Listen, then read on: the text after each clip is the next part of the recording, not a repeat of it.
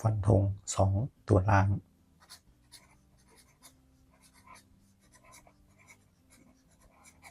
16พฤษภาคม2568ดูเลย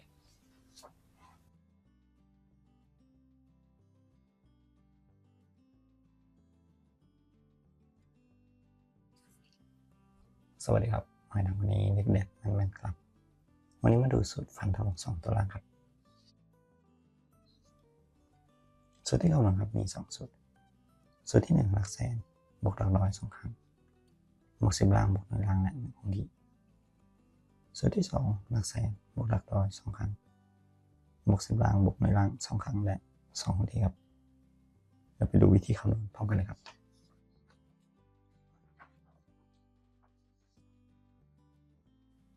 นำรางวัลที่1ครับจากวันที่ผ่านมาครับมาใช้ในการคำนวณตรวจสอบ757563ล่าง32จากวันที่16มีนาคม2568ครับคำนวณตามสูตรหลักแสนเลข7หลักร้อย5 2ครั้ง10ล่างเลข3หน่วยล่าง2และ1ครับ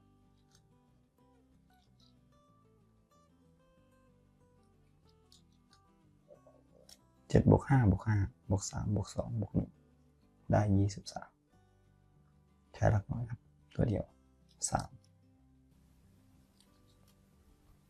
ต่อไปสูตรที่2นะครับหลักแสนเลข7บวกหลักร้อย5 2ครั้ง10ล่างครับเลข3หน่วยล่าง2 ครั้งและ2คงที่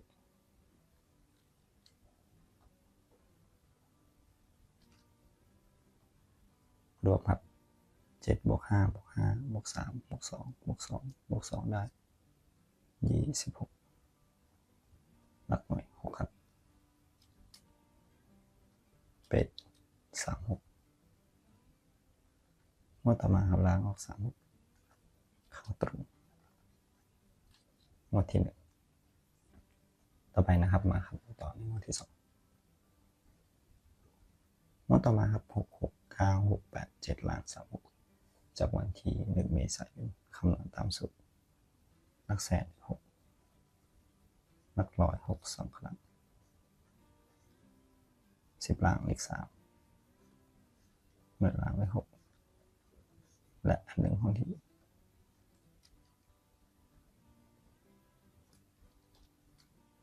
รวมครับ6บวก6บวก6บวก3บวก6บวก1เท่ากับ28หลัก8ครับตัวที่2หลักแสนที่6หลักร้อย6 2ครั้ง10ล่างเลข3หน่วยล่าง6 2ครั้งบวก2คงที่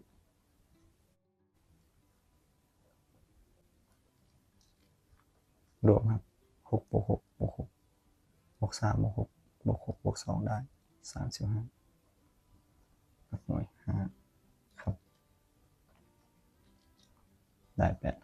85มันต่อมาเลขออก85ครับต่อไปครับเป็นงวดที่3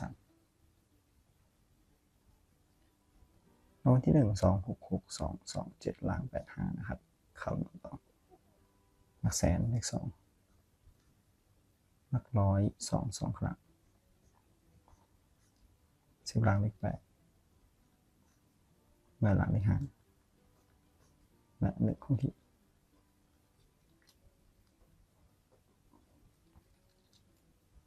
รวมครับ2บวก2บวก2บวก8บวก5บวก1ได้20ตัวท้ายหน่วย0ครับต่อไปครับสูตรที่2หลักแสนเลข2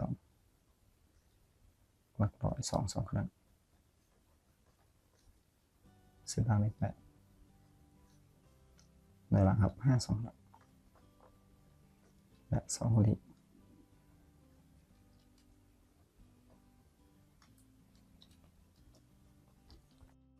รวมตัวนี้2บวก2บวก2บวก8บวก5บวก5บวก2เป็น26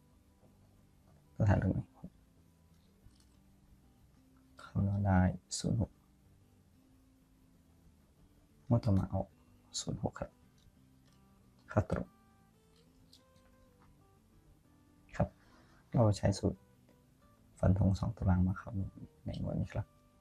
นำรางวัลที่1จากงวดที่ผ่านมา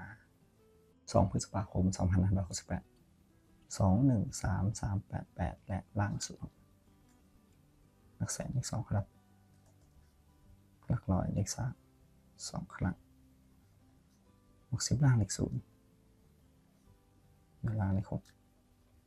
และ1คงที่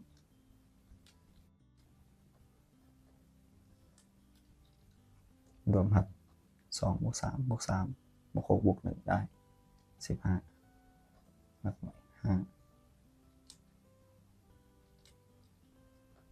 ส่วนที่2หลักแสนเลข2หลักร้อยครับ3 2ครั้ง10ล่างเลข0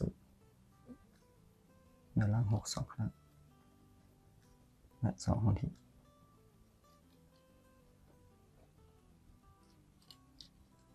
ครับ2บวก3บวก3บวก6บวก6บวก2ได้22หลักหน่วย2ครับ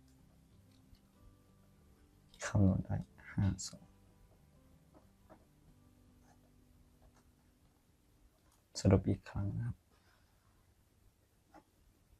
ล่างฟันธง